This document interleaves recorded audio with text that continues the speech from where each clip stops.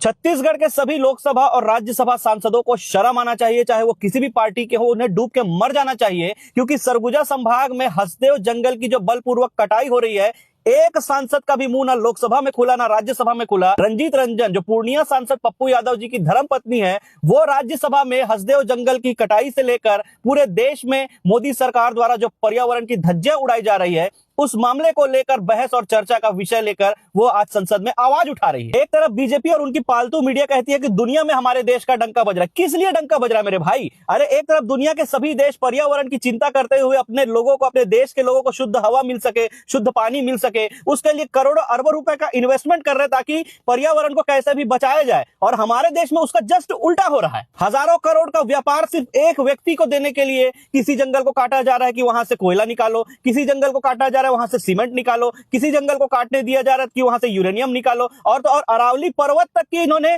पूरा गाइडलाइन बदल दिया, उसको भी कटाई की श्रेणी में, खनन की श्रेणी में भी ला लिया। अब अरावली पर्वत भी आपको पता है किसे मिलेगा। और वो व्यक्ति कोई अपने जेब से पैसा निकालकर पूरे देश का मोनोपोली करके एक व्यापार नहीं कर रहा है, वो आपके ही पैसों से अपना व्यापार कर रहा है, वो आपके एलआईसी के पैसों से अपना व्यापार कर रहा है, वो आपके बैंक अकाउंट के पैसों से अपना व्यापार कर रहा है। और जिस दिन सरकार बदली, वो आदमी झोला उठाकर किसी ऐसे देश में चला जाएगा जहां की हवा पानी शुद्ध होगी। आज दिल्ली की हवा जहरीली और कई महानगरों की हवा जहरीली हो चुकी है।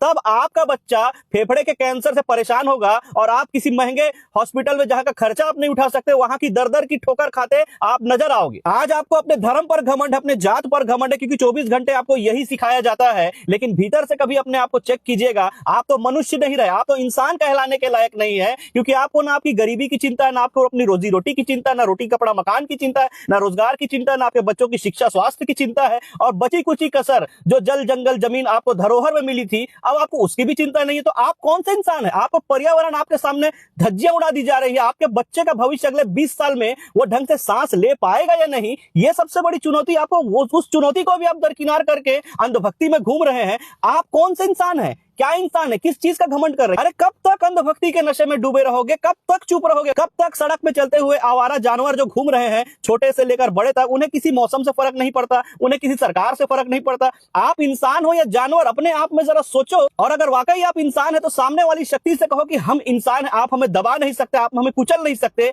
आप हमारी जल जंगल जमीन को, हमारी रोटी कपड़ा मकान को इस तरह नुकसान नहीं पहुंचा सकते। जिंदा होने का एहसास कराओ। मैं सांसद श्रीमती रंजीत रंजन जी को धन्यवाद देता हूं, उन्हें सैल्यूट करता हूं कि हसदेव कटाई से लेकर देश के बिगड़ते पर्यावरण जैसे गंभीर मुद्दे को उन्होंने संसद में रखा। और देश की पर्यावरण की जो धज्जियां उड़ाई जा रही है, उस पर आपकी क्या राय है, कमेंट करके बताएं।